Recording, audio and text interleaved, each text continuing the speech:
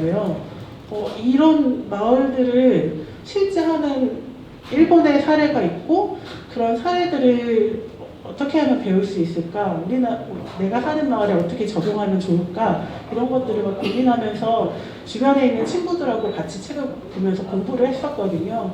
근데 어느 날 청년마을이 돼서 보니 이 책을 공저하신 분이 연구자로 와 계시더라고요. 그래서 저는 박사님을 오늘 이 자리에 모시는 것 자체가 되게 영광스럽다는 생각이 들고요.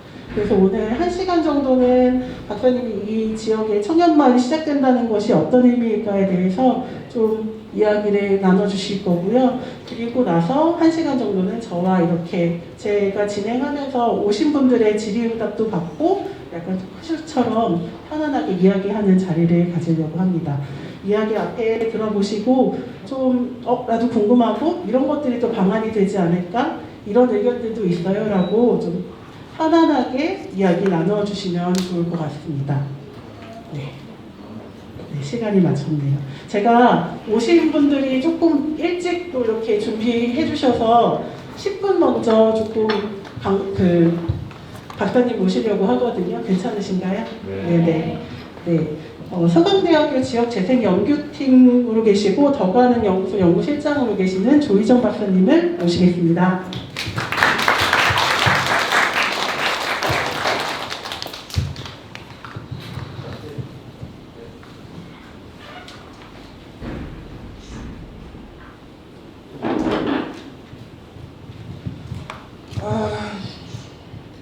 안녕하세요, 조희정입니다. 마이크로 들리는 제 목소리도 싫고 동영상을 올려서 유튜브에 올리신다고 해서 그거 더욱 싫고, 근데 소리를 안 낼 수는 없고 동영상을 올리긴 할 것 같고, 그래서 어떻게 방해를 할까 하다가 비방용으로 강의를 하면 편집하지 않을까 뭐 이런 생각을 하는데요. 지금 오늘 1시간 얘기를 하고 뭐 이제 뒤에 가자민 마을 소개도 하고 그거 들으러 오신 거잖아요. 근데 상식적으로 평일 이 시간에 왜 이렇게 많이 모이셨는지 한 분 한 분 자꾸 물어보고 싶은 심정이에요, 간곡하게. 근데 청년마을 사업이 시작된 지가 5월이고 발표된 게 한 4월 13일인가 그렇고 3월 달에 뭐 심사도 하고 2월까지 지원서 마감을 하고 뭐 이래가지고 청년마을을 한다고 그러잖아요. 근데 청년마을에 대해서 다 알고 오신 거죠, 여기 계신 분들은. 근데 제 주변에서 하나도 몰라요. 스머프 마을이냐 막 이래요. 청년만 사냐? 뭐 이러죠. 미쳤냐? 그래서 그게 가능해요? 그렇지 않잖아요. 그래가지고 청년마을의 의미에 대해서 아직 사회적 외연이 확장되지 않았다라는 생각을 계속 하고 있고, 그게 2018년부터 3년간의 시범사업을 통해서 작년에 본사업으로 해서 12개, 그 다음에 그 전에 3팀 해가지고 27개 팀이 지금 지역에서 활동하고 있는데, 그들 외에도 요즘에 이제 청년 창업이 굉장히 많이 유행이잖아요. 근데 취업 안 하고 창업하고, 취업하는 사람 있고 창업하는 사람 있고 뭐 이런 식인.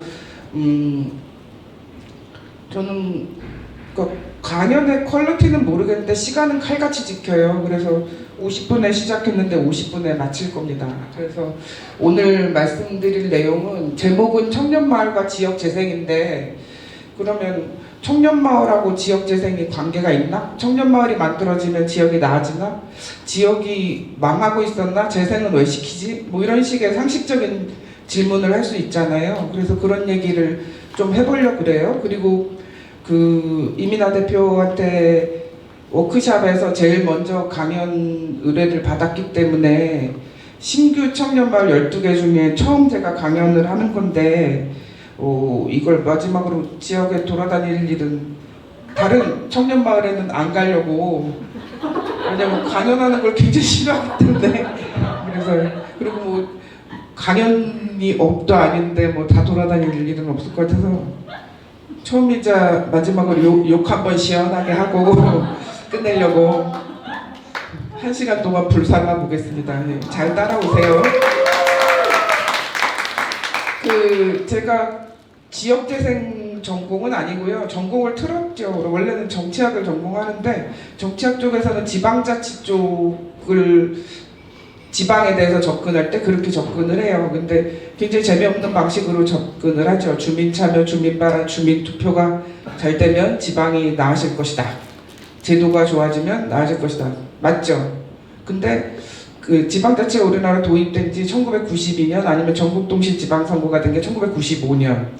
그러면 한 30년 이상 동안 그래 나아졌는가? 안 나아졌으니까 지역재생이라고 말이 나올 거 아니에요.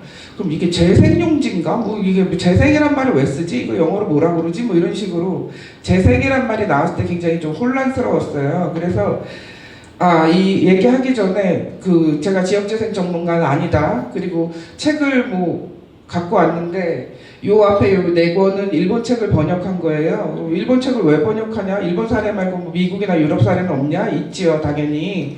근데 일본이 우리나라랑 제도 유사성이 굉장히 높은 부분이 있어요. 비근한 예로 요즘에 많이 나오는 관계인구라든지 아니면 고향사랑 기부제 같은 경우는 일본이 했던 것들을 그리고 아주 오래전에 했던 것들을 우리나라 방식으로 이제 가져와서 법제화해서 실행되는 상황인 거죠. 근데 그럼 일본은 지역재생이 다 잘 됐느냐? 절대 그렇지 않죠. 사람이 하는 일에는 성공이 있고 실패가 있고 뭐 청년마을도 좋은 점이 있고 나쁜 점이 있고 그럴 거예요. 다 세상 일이 그런 건데 되게 재밌게 읽었던 책이고 딴 사람들이 좀 보면 좋겠다 해서 번역을 한 거고 제가 쓴 건 아니에요. 번역한 거예요.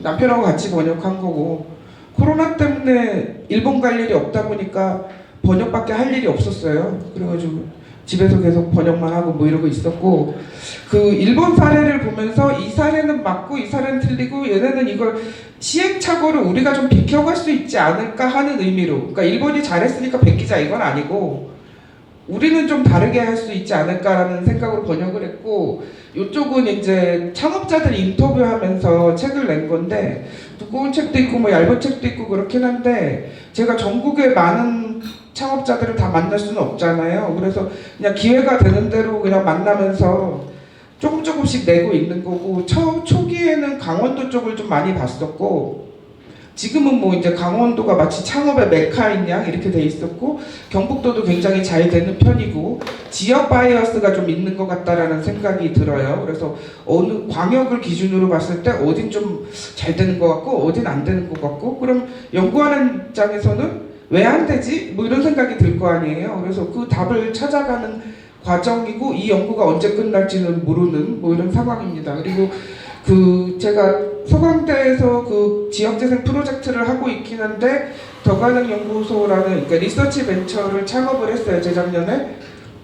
근데 더가능연구소라는 거는 이제 뭔가 더 가능하다라는 거예요. 근데 원래는 다가능연구소로 지으려고 하다가 한국사에서 그렇게 지으면 싸가지가 없으니까 겸손하게 조금 더 가능합니다 뭐 이런 식의 의미로 그 연구소를 하고 있고 그 연구소에서는 주로 로컬하고 청년을 연구를 합니다. 그래서 오늘 말씀드릴 거는 3개 정도 파트인데요. 하나는 지역재생이라고 그러는데 그럼 지금 지역재생이 어떠냐, 물론 지역재생이 어떠냐, 그러니까 지역 현실이 어떠냐라는 부분은 한 학기 강의를 해도 모자라는 내용인데 좀 축약해서 지금 쟁점이 되는 현안들 중심으로 말씀드릴 거고요. 그리고 일본을 번역을 했는데 일본은 그럼 지역재생을 어떻게 해왔었냐, 한 10년 이상 해왔는데 본격적으로 된 건 한 2014년 아니면은 2011년 쓰나미 이후에 로컬에서 자구책으로 하는 정책들 뭐 이런 것들이 있었는데 일본에서 하는 것들에서 아까 시행착오를 피할 수 있다고 말씀드렸는데 어떻게 피할 수 있을까 그런 얘기를 참고적으로 할 거고요. 본론은 이거죠. 청년 마을로 지역이 나아질까. 여기 행안부 서기관님 와 계신데요. 눈 마주치지 않고 질문하면 청년 마을로 지역이 나아질까요? 하면은 무조건 나아진다고 얘기하실 거예요. 제가 조금 몇 번 뵀는데 굉장히 의지적이고 낙관적이고 그리고 막 해봐! 막 이런 스타일이시거든요. 그러면 이제 저는 사회과학 전공을 했죠. 과연? 진짜? 뭐 이런 그 얘기를 좀 후반부에 하려고 그래요. 그러니까 앞에 두 파트는 한 20분 얘기하고요. 뒤에 얘기를 좀 한 40분 얘기하든가 이렇게 할게요. 지역의 지금 상태를 보면은요, 지역 재정이 지난 20년 이상 동안 5배가 늘었어요. 그러면 돈이 많이 늘었다는 얘기는 지역의 부가 늘었다는 얘기죠. 근데 결코 그렇지 않죠. 지자체 재정 자립도는 50% 이하, 평균 50% 이하예요. 즉 지자체가 자립할 수 있기에는 아직도 50%가 더 필요한 이런 식의 상황인 거죠. 그런 의미에서 돈이 없어서 지역이 위기다 이런 식의 얘기가 있고, 그런 반면에 또 지방의회 조례라 의회 보유 조례라는 거는, 조례가 많으면 사실 우리나라에 많은 법률 시행령 등이 있지만 지역의 생활에 가장 직접적으로 영향을 미치는 건 조례예요. 그래서 그러면은 우리나라에 청년 조례가 있나? 그리고 청년기본법 2020년에 만들어졌는데 청년 조례가 없는 지자체가 대부분이에요. 근데 청년 조례가 있으면 아무래도 청년에 좀 더 신경을 쓰게 되겠죠. 그럼 청년 조례가 있으면 노인 조례가 있어야 되고 아동 조례가 있어야 되고 청소년 조례가 있어야 되는. 그래서 청년만 조례가 필요한 까닭이 뭐지? 뭐 이런 생각도 하게 되는데, 아무튼 지난 20년 이상 동안 조례는 3배가 늘었는데 청년 관련 조례가 부족하다. 그리고 소셜벤처 같은 소위 요즘 유행하는 청년 창업에 대한 조례들 있잖아요. 그거 있는 데가 성동구가 전국에서 유일했었어요. 제가 조사했던 시점으로는. 그러면 소셜벤처 같은 조례도 많으면 좋겠죠. 그래서 수가 늘어난 거에 비해서 청년 창업 관련 조례가 굉장히 부족한 상황이고, 또 하나는 조례가 만들어져도 법이라는 건 세상의 변화를 담아내야 의미가 있는 건데 개정이 안 되는 부분들, 그러니까 법 바꾸는 게 되게 힘들잖아요. 법 폐지는 거의 안 돼요. 근데 법 바꿔야지 지금 이 순간에 이 현실에서 쓸만할 텐데 조례는 늘었는데 쓸만한 조례가 없는 식의 상황들, 이런 문제가 있고요. 그래서 지금 지역은, 이게 좀 밝아요, 잘 안 보이는데, 지금 지역의 현안으로 지역 소멸 기금을 최대한 확보하자 이런 얘기들이 있어요. 인구 소멸 지역 89곳이 고시되면서 어떤 공무원은 우리가 89곳에 당선되었습니다라고 표현하는 경악스러운 상황도 봤는데, 그러니까 당선됐으니까 돈을 더 많이 주겠지 뭐 이런 식의 얘기들. 근데 89곳 말고도 지역 소멸, 그러니까 89곳이 있다는 얘기는 90등이 있다는 얘기거든요. 우리나라 3,700개 지자체 중에서 89곳이 지금 소멸 위기란 얘기예요. 그러면 90등 한 데는 억울하겠다. 더 돈을 뭔가 더 받을 수도 있고 위기 상황 비슷비슷한데. 근데 문제는 이 기금이 이제 1년에 1조씩 풀린단 말이에요. 10년에 10조를 풀리는데 사실 n분의 1로 하면 얼마 안 되고 89곳 말고 딴 데도 더 줘야 되고 광역도 줘야 되고 기초도 줘야 된다. 그래서 하다 보면은 그게 사실 얼마 안 된다라는 의견이 하나 있고, 또 하나는 어떤 기준으로 나눌 거냐, 인구수만 가지고 나눌 거냐 뭐 이런 문제가 있는 거죠. 그러니까 1조라는 돈의 크기가 가늠은 안 되지만 그것이 1조라고 발표되는 순간 사람들은 그 돈의 행방에 대해서 궁금해하는 이런 식의 상황이 돼 있고, 또 하나는 고향사랑 기부금이 내년에 1월 1일부터 시행이 되는데, 고향사랑 기부금이라는 건 자기 거주지 외 지역에다가 돈을 기부하는 거예요. 그럼 일본에는 고향 납세라고 그래요. 후루사토 노제이라고 그러는데, 고향사랑 기부금, 이것도 할 말이 참 많은데, 고향사랑 기부금 법이에요. 그러면 여러분들은 고향이 있나요? 뭐 출생지도 있고 그런데 고향이라는 거에 대한 정체성이 있는가? 요즘 사람들에 대한 고향은 뭐 리니지 뭐 그런 거 아닐까? 요즘 애들은. 그리고 왜 고향을 사랑해야 하는가? 고향이 지긋지긋해서 떠난 사람도 있고 그러는데 국가가 왜 사랑을 강요하는가? 제가 너무 삐뚤어진 생각하는지 모르겠는데, 그래가지고 해방 이후의 모든 법안을 검색해서 찾아보니까 사랑이란 법이 들어가는 게 이 법하고 60, 70년대 만들어진 한 2-3개 법이 있더라고요. 그래가지고 굉장히 법안명으로 낯설다 이런 생각이 처음에 들었었고, 또 하나는 이 기부금을 내면 우리 지역에 기부해줬으니까 고맙습니다 하고 답례품을 기부금액의 30%에 해당하는 그런 걸 주게 돼요. 그러면은 그 특산물을 줄 수도 있고 뭐 여러 가지를 줄 수도 있잖아요. 그럼 특산물 없는 지역은 뭘 줘야 되나? 그걸 꼭 현물로 줘야 되나? 정책으로 주면 안 되나? 그래서 번역한 책 중에 시골의 진화라는 책은 그거를 현물로 안 주고 정책으로 주는 거예요. 그래서 우리 지역에 기부를 하면 우리는 무료 보육 정책을 하겠다. 그러니까 사람들이 기부를 하고 그 지역 무료 보육 정책으로 우리 애도 기부할 뿐만 아니라 그 지역에 가서 길러볼까? 뭐 이런 식으로 하면서 이주를 하게 되는 이렇게 선순환 효과가 나타나는 그런 건데, 그래서 지금 고향사랑 기부금을 키워드로 여러분들이 뉴스 검색을 해보시면 굉장히 많은 뉴스가 떠요. 그리고 한 30개 이상의 지자체들이 고향사랑 기부금을 확보하기 위한 여러 가지 정책들을 준비하고 있어요. 1월 1일에 요이 땅 하면은 전국에서 가장 기부금을 많이 거두려고 하는 상황이에요. 근데 그게 출향민에 대한 어떤, 너 우리 고향 나가가지고 출세했으니까 우리 지역에 기부 좀 하지? 뭐 이런 식의, 예전에도 그런 거 있었잖아요. 지역 출신으로 해서 도시에서 성공하면 지역에다가 뭐 장학금도 내고 뭐 이런 식으로 하는 식으로. 그거 너무 뻔한 방식 아닌가? 그리고 기부라는 게 와디즈크 뭐 텀블벅 이런 것도 있긴 하지만 기부라는 게 선순환하기 위해선 어떤 구조가 이루어져야 하는가에 대한 고민은 별로 없이 무조건 기부금만 많이 확보하자라는 생각만 있는 거예요. 그러면 그냥 생각해봤을 때 누가 왜 낼까? 이거를 좀 생각하는 정책이면 얼마나 좋을까? 뭐 이런 문제가 있고요. 관계 인구를 최대로 늘리자라는 부분인데, 관계 인구는 종류가 여러 가지가 있어요. 근데 이제 인구의 패러다임을 바꾸는 제3의 인구 개념, 아니면 뭐 이주 예비군 이런 식으로 얘기를 하긴 하는데, 관계 인구 얘기도 요즘에 되게 많이 나오잖아요. 그래서 청년 마을을 지원하려고 하는 분들도 그런 얘기를 되게 많이 하더라고요. 자기네들이 창업해서 지역에서 활동함으로써 관계 인구를 늘리겠다.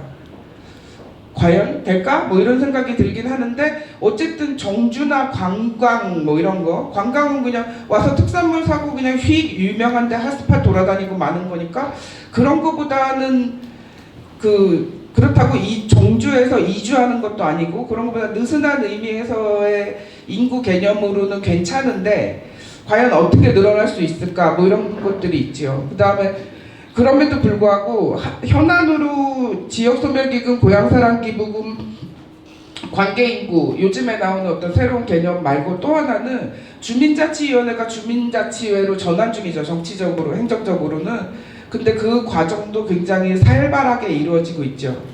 그래서 안 된다, 주민자치회 필요 없다라는 쪽이 있고 주민자치회가 필요하다는 쪽에 갈등하고 있는, 그러니까 지역의 상황이 잔잔한 듯 소멸하는 듯 하지만 굉장히 뭔가 이렇게 막 부글부글 끓고 있는 이런 식의 상황인 것 같아요.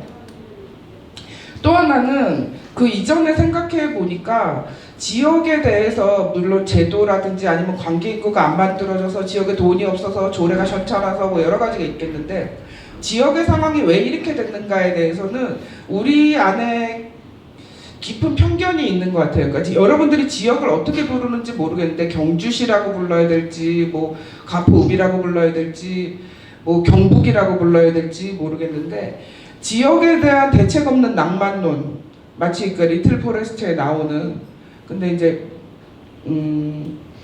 낮에만 아름다운, 밤에 뭐 이만한 나방이 나온다거나 뭐 이렇게 깜깜한데 막 등도 없다거나 뭐 이런 얘기 없이 지역에 가면은 힐링하고 쉴 수 있을 거야라는 낭만론, 그 굉장히 비현실적인 생각이죠. 물론 아름다운 생각을 하는 건 정신건강에 굉장히 좋지만 그 현실적이지 않다라는 부분이 있는 건 사실이잖아요. 그 또 하나는 지역 폄훼론, 와 촌스러워 뭐 이렇게 노답이고 루저고 뭐 이렇게, 루저란 말도 참 잔인한 말이죠. 폭력적인 말이라고 생각하는데 변두리 뭐 지역주의 그래가지고 뭐 서울 아닌 데는 다 지방 뭐 이런 식으로. 그래서 처음에 지역을 연구하기 시작했을 때 지방으로 부를까 지역으로 부를까 로컬이라고 부를까를 굉장히 고민을 했고, 거기 지방 지역 로컬이 도대체 어디지 이런 생각이 들었는데, 자기가 살고 있는 어떤 일정 정도의 카테고리 정도라는 느슨한 정의밖에 안 되는 것 같아요. 근데 어쨌든 지역 낭만론만큼 지역 폄훼론도 근거 없이 깎아내리는 거니까 그게 그렇게 현실적인 것 같지는 않고요. 지역 시혜로는 이제 아까 그 지역 소멸기금이 꼭 시혜로는 아니지만 어쨌든 돈으로 해결하려고 하는 부분. 근데 지역에서 살아가기 위해서 돈 중요하죠. 자본주의 사회에서 돈 중요한데 돈만 주고 먹고 떨어져라라는 느낌의 돈, 굉장히 받을 때도 빈정상하는 뭐 이런, 그래도 돈이니까 주니까 받는다 하면서도 뭔가 기분이 찜찜한. 그래서 행정에서 조금 나오는 그런 것들인데 지역 시혜론의 느낌들, 아니면 지역 행정론, 그러니까 지역이라는 것을 이 공간을 얘기를 할지 뭐 아까 그 경북이라고 할지 간포로 할지 뭐 정의하기 힘들다고 생각했는데 오로지 행정적인 의미로만 지역을 정의하는 것이 지역을 굉장히 협회하게 이해하는 거 아닌가 이런 게 있고 또 하나 지역 모방론은 이건 참고적인 건데 우리나라에서 제도를 할 때 예전에는 우리가 못 살았으니까 선진국에서 하면은 따라하자 미영프 독일 사례만 들이대면 어떤 국장님이든 어떤 국회의원이든 그래 우리 이거 해야지 이거 미영프 독일에서 한답니다. 근데 이제 그렇게 안 해도 되죠. 우리나라 이미 선진국이니까 좀 힘든 좀 복잡한 선진국이긴 한데 아무튼 지표상으로는 선진국인 건 맞잖아요. 그래서 더 이상 지역을 모방할 필요는 없는 식의 상황들. 그래서 이런 편견들도 아까 앞에 말씀드린 제도만큼 지역의 어떤 부정적인 요인들로 작용하고 있다라는 거는 그렇다고 해서 뭐 사람들 정신을 개조할 수 있는 건 아닌데 그런 것도 좀 중요한 문제인 것 같고요. 그렇다면 지역을 어떻게 다르게 생각해 볼까 했을 때 지자체, 행정구역, 지역, 지방, 변두리 아닌 지역을 뭐라고 볼 수 있을까 했을 때 다음 달에 번역돼 나올 책인데요. 제3의 장소라는 개념은 미국의 학자가 올덴버그가 먼저 얘기했던 거예요. 그래서 쉽게 생각하면 뭐 스타벅스 이런 데죠. 아니면은 영국의 펍. 그래가지고 제1의 장소가 집, 제2의 장소가 직장. 그럼 옛날에는 집, 직장, 집, 직장. 집에서 자고 직장에서 일하고 그랬는데 요즘은 그렇게 생각하지 않는 사람들도 있어요. 대부분이 그런 건 아니지만 그래서 왠지 내 방이 있는데 내 공부방이 있는데 스타벅스 가면 공부가 더 잘 되고 그리고 집에서 혼자 혼술하는 것보다 펍 같은 데 가서 술집에 가서 이렇게 편하게 얘기하다가 평등하게 얘기하다 보면은 또 얘기가 좀 좋고 친구도 생긴 것 같고 기분도 좀 풀리고 이런 식의 공간의 중요성이 커지고 있다라는 게 올덴버그의 주장이거든요. 그래서 올덴버그가 얘기한 8가지 특징은 그 제3의 장소라는 것이 생기고 있다. 그래서 중립적이다, 누구나 평등하다, 대화가 중심이다, 찾기 편하다, 단골이 있다, 본인이 눈에 띄지 않는다, 즐길 마음으로 찾는다, 또 하나의 우리 집 같다. 그거를 로컬로 가져오면 지역이 그런 공간이 될 수 있지 않은가? 제3의 장소로서의 로컬의 의미 이런 것들도 한번 생각해 봄직하지 않은가. 지역을 굉장히 우울하고 힘들고 소멸해가는 것으로만 생각할 게 아니라 뭔가 개인이 평온화를 느끼는 개인이 뭔가 좀 안도감을 느끼는 그런 장소로서의 지역의 이미지를 상상해 보면 어떨까 이런 게 있고요. 이거는 인구의 진화인가 거기에 나왔던 그거예요. 그래서 지금의 상황을 뭔가 문제라고 하고 소멸의 위기라고 하면 해결책을 강구해야 되잖아요. 그러면 그럴 때 제일 필요한 게 이제 상상력인데 상상력은 아무나 발휘할 수 있는 게 아니잖아요. 창조경제 이제 오늘 또 내내 얘기했는데 창조된 건 별로 없잖아요. 근데 역발상 이런 게 얘기를 하는 거예요. 그래서 수도권 인구 2천만 기준으로 해서 서울 경기 2천만 기준으로 했을 때 경주 인구 25만보다 수도권 인구가 크니까 수도권이 되게 중요하게 생각하잖아요. 근데 이거를 n분의 1로 딱 해버리면 2천만 분의 1이 더 큰 거예요. 25만 분의 1이 더 큰 거예요. 이런 식으로 역전이 된다라는 거죠. 즉 지역에서 사는 게 더 가치 있다. 뭐 이런 식의 얘기들을 할 때 이런 비유를 하는데요. 그 일본의 상황을 보면 우리나라에서 다 하고 있어요. 지역 부흥협력 때 그 경북도에서 도시 청년 시골 파견제 그래가지고 그거 봤을 때 경북은 왜 스스로를 시골이라 하지? 뭐 이게 조금 이상하긴 했지만 의미는 알겠어요. 무슨 말인지. 그래서 시골에서 경험해보고 좋으면 살아봐라 이런 식의 유인 정책이었고 그거의 원형이 지역부흥협력대였죠. 그리고 서울시 넥스트 로컬도 그런 거고 지금 어떻게 넓게 보면 청년마을도 약간 그런 부분들이 있는 거죠. 지역에 청년들이 들어가서 지역을 좀 살려보지 않으련 뭐 이런 식의 메시지. 그다음 지역 재생 매니저라는 것들도 있고 그다음에 로컬 벤처라는 건 지역 창업의 다른 이름이에요. 근데 뭐 정식화된 이름은 아니고 관계인구, 고향납세 이런 개념이 있는데요. 그러니까 이런 종류가 하나하나 이런 제도가 일본에서 시행됐다 이게 중요한 게 아니라 이게 어떤 틀 속에서 진행됐는가가 중요한데 제가 가장 중요하게 보는 건 이거 하나하나 다 논쟁적이고 장단점이 있는 개념인데 제일 재밌는 건 그러니까 일본의 지역창생본부를 내각부 총무성 산하에 있어요.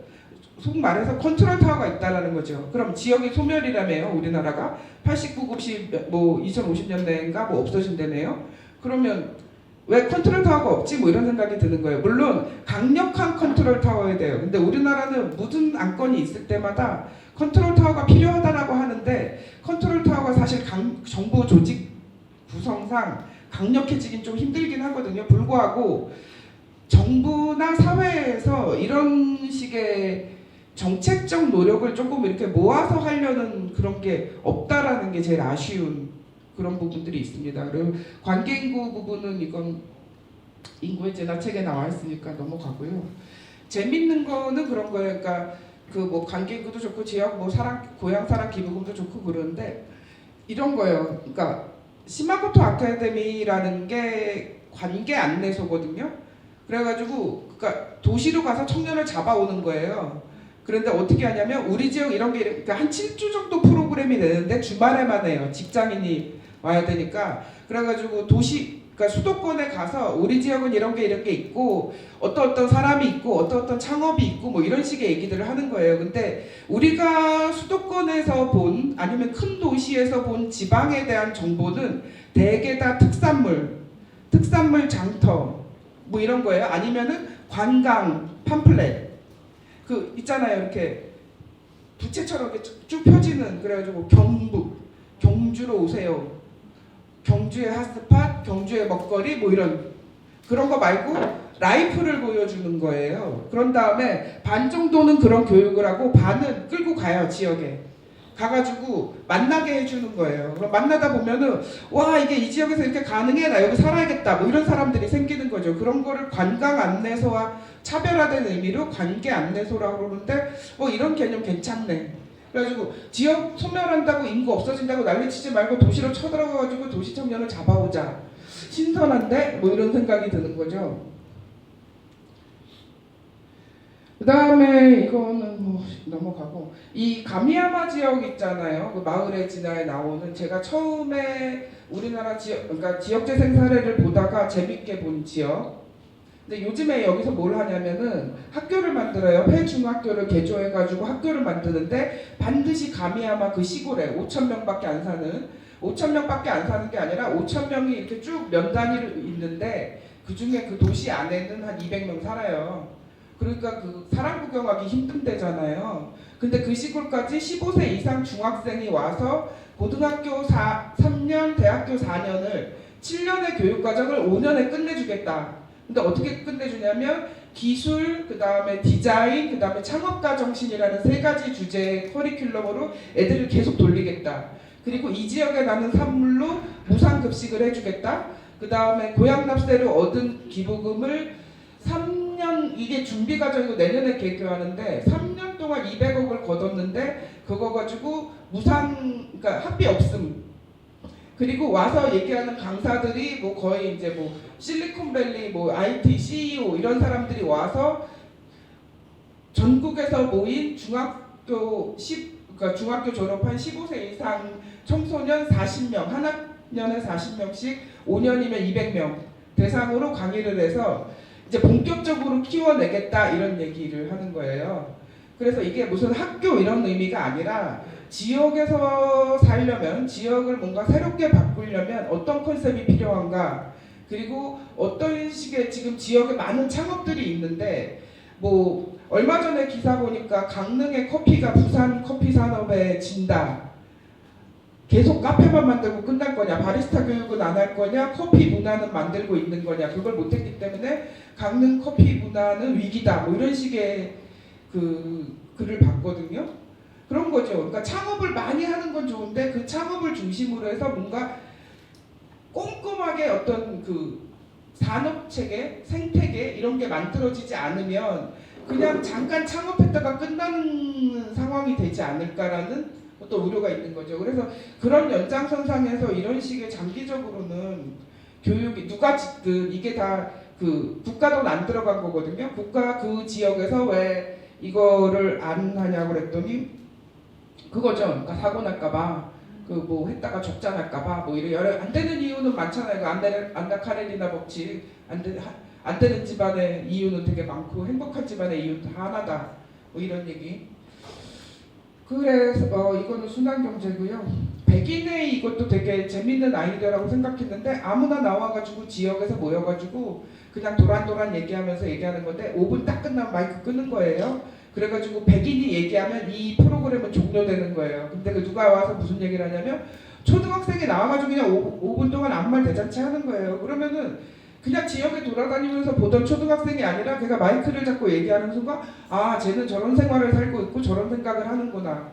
그러니까 지역 주민들 간의 어떤 커뮤니케이션 이런 식의 개념, 이런 식의 모임도 그냥 와 오늘 회의하니까 모입시다 이러면 되게 부담스럽잖아요. 그리고 술집에서는 막 불평을 하다가 회의를 하게 되면 아무도 책임질까봐 말을 안 하잖아요. 그런 거보다는 그냥 천천히 이렇게 5분만 얘기하고 가고 뭐 이런 식으로 부담 없이 100명 발표자 100명 되면은 이건 안 합니다 했더니 사람들이 자발적으로 5분 정도는 내가 떠들어 줄 수 있지 그렇게 얘기한 다음에 백인 회의가 이렇게 새끼를 치는 거예요. 그래서 자기네들끼리 또 자기 동네 가가지고 백인 회의하고 뭐 이런 식으로 해서 지역 간의 커뮤니케이션이 활성화되는 의사소통이 활성화되는 뭐 이런 게 있죠.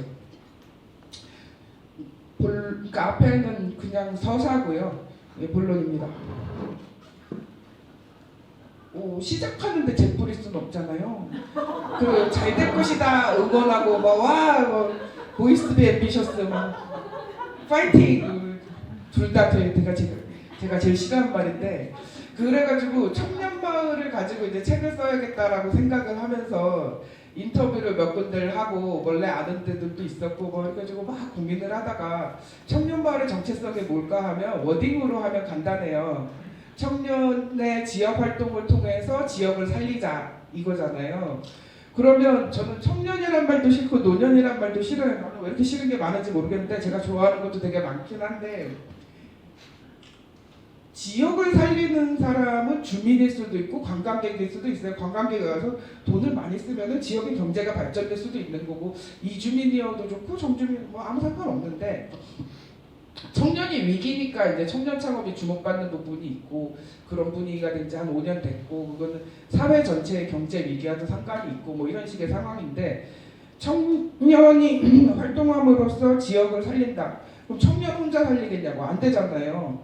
그럼 지자체도 도와줘야 되고 뭐 읍사무소도 도와줘야 되고 시도 도와줘야 되고 도청도 도와줘야 되고 그러면 이제 누군가는 뭐 걔네만 도와주냐 뭐 이렇게 되는데 어쨌든 지자체가 도와줘야 되고 주민들도 좀 이렇게 뭔가 그래 해봐라 이런 분위기가 돼야 되고 주민들이 모인 어떤 센터라든지 조직 아니면 지역 소상공인들 지역 기업까지 그래가지고 그러니까 아이를 기르는데 마을 하나가 필요하다라는 게 청년이 아이는 아닌데 지역의 변화를 하기 위해서는 좀 많은 사람들이 하면 좋잖아요. 그래서 보니까 청년마을 주요 행위자가 이 운영기관이 이제 그 가자미 마을 마카무디 이런 데예요. 그 초소의 청년 창업체.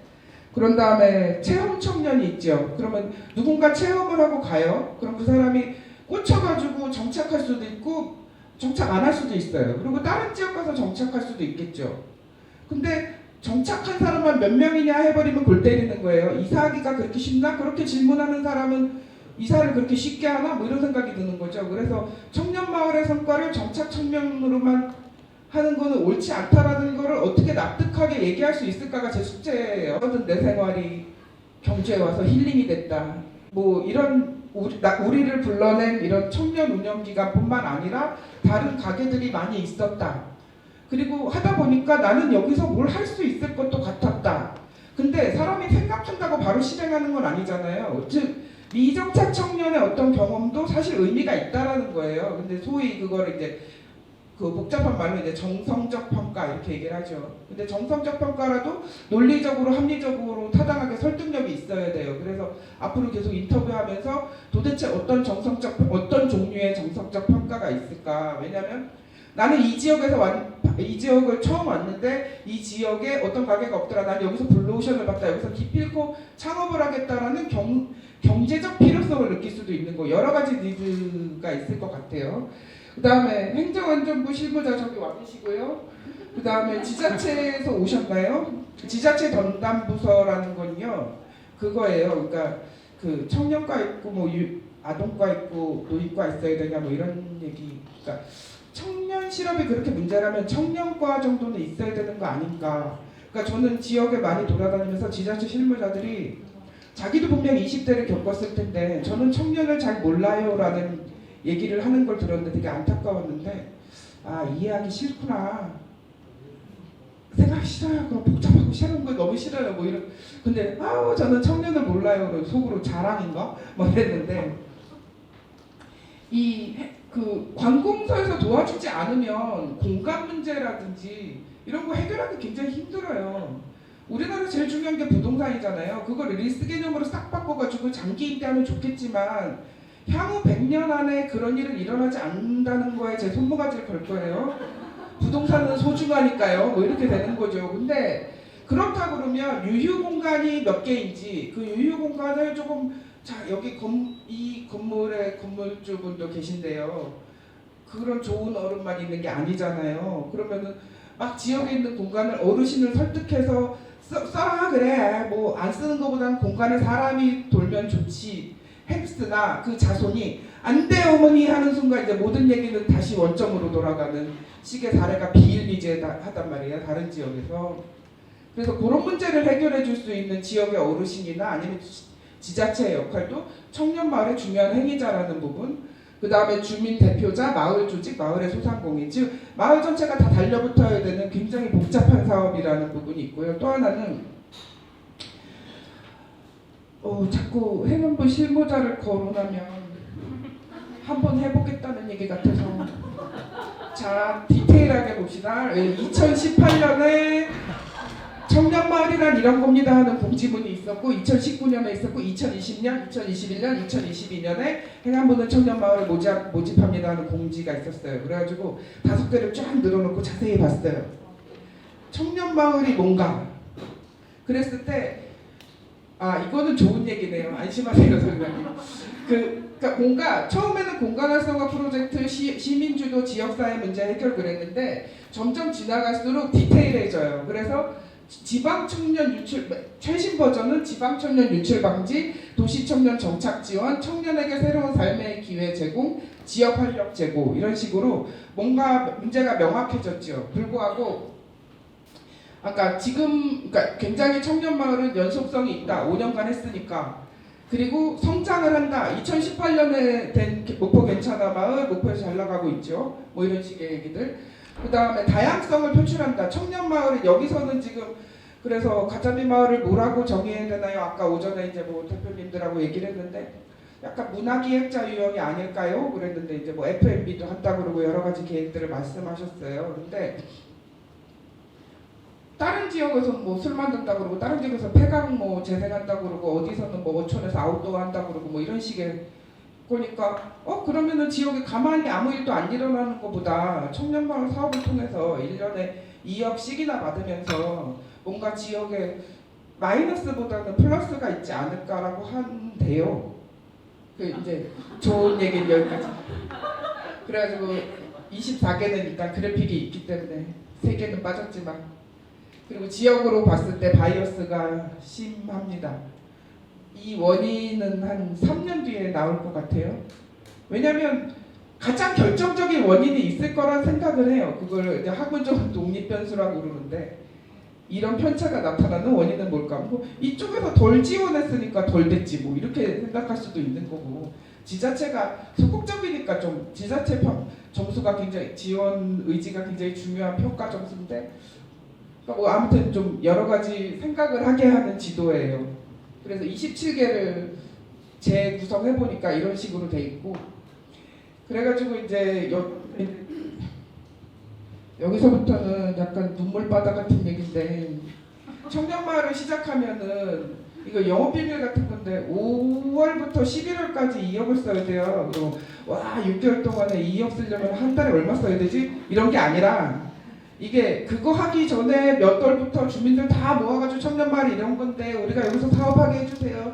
좀 도와주세요. 공간도 좀 이렇게 빌리게 해주세요. 가능하면 싸게. 왜? 이주자한테도 비싸게 부르니까. 그래서 현지인 할인 뭐 이런 것도 얘기하고 뭐 이런 식으로 준비도 해야 되고 그런 거를 여기는 지금 마카모디는 그것도 좀 이상한 표현인데, 그러니까 두 번째 도전하신 거예요. 편하게 얘기하면 뭐 재수, 삼수 이렇게 얘기하는데 그건 별로 좋은 말 같지는 않고 뉘앙스는 두 번이나 도전을 하신 거죠. 그러니까 준비 기간으로 따지면 1년 이상 준비했을 수도 있고, 작년에 왜 우리가 떨어졌을까를 절치부심하면서 막 고민했을 수도 있고 그러는데, 그 준비 과정이 좀 길단 말이에요. 몇 개월이 걸리고, 본 사업은 6개월이 걸리고, 그걸 또 정산하고 결과 보고서를 하는 과정이 있는데, 그냥 보면 한 10개쯤 돼요. 처음에 사업 준비를 하고 청년마을 할 때, 오늘 주제가 이제 맨 처음에 이민아 대표한테 얘기 들을 때 주민들한테 청년마을이 뭔지 좀 소개해주는 그런 거라서 이거를 정리를 한 건데요. 쉽게 말해서 10단계라고 했을 때 사업 준비에 몇 개월이 걸리고, 그리고 저는 이게 연구 주제로 굉장히 매력적이라고 생각하는 게 허들이 되게 높아요. 허들이 되게 높다는 얘기는 심사 과정이 더럽게 빡세요. 그래가지고 서류 발표, 서류 현지 컨설팅 발표해야 하는데 그냥 보면은 한 줄이잖아요. 쉬울 것 같은데 그 과정이, 그리고 그걸 노리는 사람들이 많고 경쟁률이 세고 뭐 이런 식의 과정들, 그래서 경주는 그거를 통과했다는 뭐 이런 식의 상황인데, 심사받는 것도 이제 막 긴장하면서, 그리고 주민들도 와야 되고 현지 실사할 때는 뭐 이런 식의 과정이고, 프로그램을 이제 뭐 그 술을 만들든지 뭐 공간 재생을 하든지 문화기획을 하든지 프로그램을 준비를 해야 되고, 그리고 아무나 오면 안 되니까 서류 심사해가지고 오는 경우도 있고, 서류 심사에다가 줌으로 면접을 해서 와가지고 괜히 이 지역에 가지고 물 흐리고 가지 않나 이런 것도 생각을 해봐야 되고, 그렇다고 뭐 엄격한 수질 관리 이런 건 아니지만 anyway 그 대상자 모집 홍보도 해야 되고, 뭐 홈페이지로 하든 인스타로 하든 해야 되고, 그 다음에 또 왜 그런 거 있잖아요. 친하다가 친한 사람과 헤어지는 방법은 같이 오래 살거나 아니면 같이 일을 하면 돼요. 아니면 같이 여행을 가거나. 왜냐면 계속 같이 있으니까. 그래서 이 일하다가 와 청년마을 됐어, 너무 기분 좋아, 시에서도 칭찬해, 주민들도 열심히 하라고 그래. 근데 우리끼리 맨날 지쳐. 벌써 이별을 현명하시네.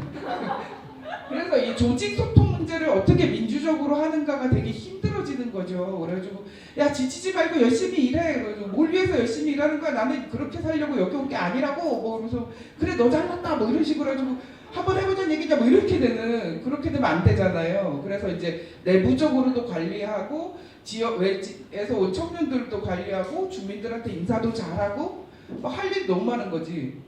그 다음에 응대 소통 뭐 이런 문제들, 그러니까 외부에서 청년들이 왔을 때 이 프로그램의 취지를 잘 이해하면서 열심히 하는 사람이 있고, 소위 이제 이것도 비방이지 않을까? 편집 그러니까 진상도 있는 거예요. 그래가지고 그러니까 뭔가 요구의 강도가 막 디테일하면 이게 무슨 청년 투어 프로그램에 여행 프로그램에 나는 호텔 컨시어지인가? 내가 시다 말이야? 뭐 이런 그런 자괴감이 들 수 있을 확률이 높기 때문에 그걸 잘 버티셔야 되는 그런 부분이 있고, 그 다음에 내외부 평가가 하는 거예요. 그러니까 지금 이 공간만도 이 지역에서 눈에 확 띄잖아요. 그럼 쟤네 뭐하나, 뭔가 잘못하면은 들어와서 얘기해 주시기도 하고, 또 아니면 딴 데 이상하게 소문이 나기도 하고, 경주에 마카모디만 있냐 뭐 이렇게 되는. 그래가지고 누가 그랬댔나? 청년마을 한다고 그랬지? 그랬는데 자꾸 그게 와전이 돼가지고, 아니면 뭐 경주 마카모디가 막 되게 어깨 힘주고 잘난 척하더라고 뭐 이런 식으로. 그렇게 되면 이제 문제가 걷잡을 수 없이 되는 거잖아요. 그러니까 평판 관리도 해야 되는 부분이 있는 거고, 그 다음에 보고, 정산, 기타 행정 처리, 이거는 정말 뭐, 그러니까 이게 10단계가 아니라 사실은 100단계예요. 왜냐하면 보고, 정산, 기타 행정 처리 행사가 되게 많거든요. 그 행사는 다 목적이 있고 이유가 있는 거예요. 그러니까 네트워킹 행사라면 자꾸 만나면 정보 정 들고 뭐 이러다 보면 다른 지역하고 콜라보도 할 수 있는 거 아니냐. 그리고 잘하는지 안 하는지 세금 쓰는데 와서 이렇게 같이 보고 성과 공유회를 하자 하는데 실제로 하는 사람들 입장에서는 아씨 장사해야 되는데 왜 불러 이렇게 되는 거죠.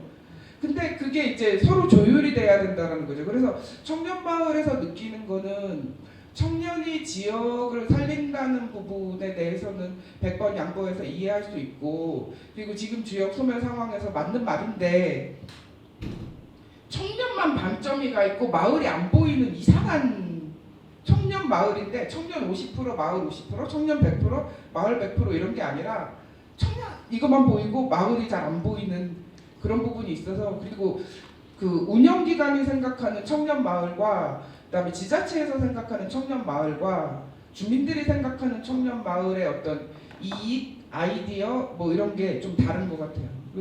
그게 동상이몽인 경우가 그렇게 심사를 빡시게 했음에도 불구하고 그런 거를 이렇게 잘 좀 접점을, 그러니까 속 말해서 교집합을 늘려가는 게 앞으로의 과제이지 않을까 그런 생각이 좀 들어요. 그래서 나중에 뭐 기록도 하고 네트워킹도 하고 뭐 이런 식의 대략적으로는 10단계지만 사실상의 100단계 뭐 이런 식의 상황으로 갈 것 같고요.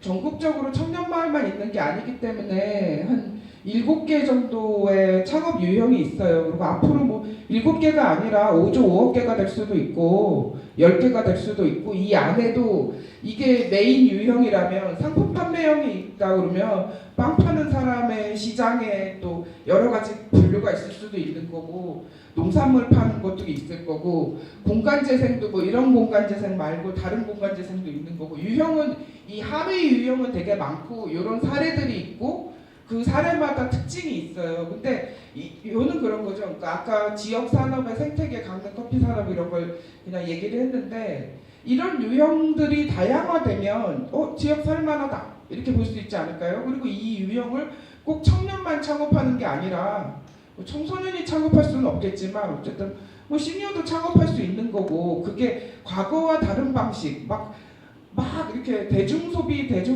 그러니까 다량 생산해가지고 다량 소비하는 이런 게 아니라 다른 생태계를 만들어가면은 지역이 좀 발전되지 않을까 뭐 이런 생각이 들었고요.